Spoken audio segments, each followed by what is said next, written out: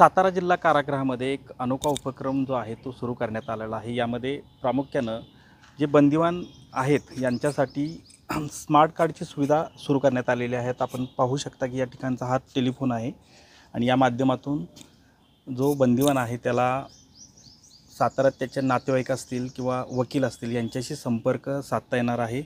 आपण जर नीट पाहिलं तर या ठिकाणी 3 नंबरची सुविधा या ठिकाणी त्यांना देण्यात आलेली आहे आणि यामध्ये ते आपल्या नातेवाईकांशी बोलू शकणार आहेत।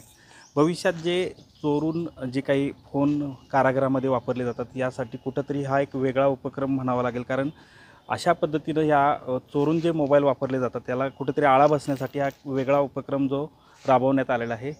आपल्यासोबत बोलण्यासाठी कारागृह अधीक्षक सर आहेत, आपण त्यांच्यासोबत जाणून घेणार आहोत। सर, हा जो एक वेगळे उपक्रम आहे, काय नेमकं कशा पद्धतीचा उपक्रम हा राबवण्यात आलेला आहे? हा ॲलन स्मार्ट कार्ड फोन हा संपूर्ण महाराष्ट्रात आमचे कारागृह विभागाचे प्रमुख अपर पोलीस महासंचालक Prashant Burde sir, IG Jalinder Supekar sir आणि DIG विभागाच्या आमच्या स्वाती साठे मॅडम यांच्या मार्गदर्शनाखाली चालू आहे।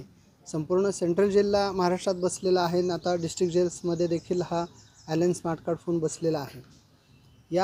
याची सुविधा बंद्यांना देण्यासाठी आम्ही फक्त व्हेरिफिकेशनसाठी 3 गोष्टी मागवतो। एक तर नातेवाईकाचं बिल, फोनचं बिल, SDR सिम कार्डचा आणि आधार कार्ड, ह्या 3 गोष्टीवर आम्ही ते व्हेरीफाय करून बंद्यांना स्मार्ट कार्ड देतो।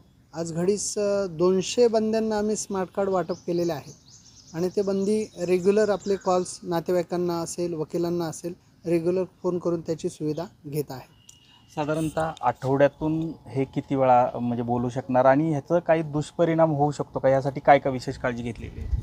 आठवड्यातून 3 वेळा, प्रत्येकी 10 मिनिट 3 वेळा याचा फायदा बंदी घेऊ शकतो आणि हे कॉल रेकॉर्ड आहेत।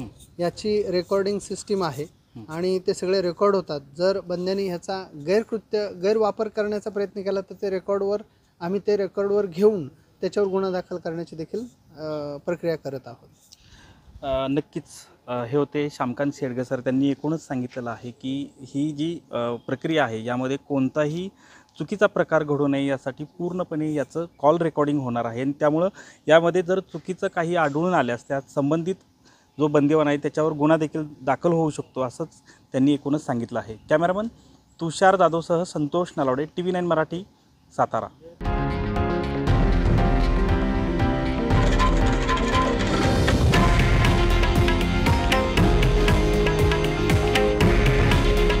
हे आहे देशातील नंबर 1 न्यूज नेटवर्क आणि आपण पाहत आहात TV9 मराठी। काळजी तुमची, हित महाराष्ट्राचं।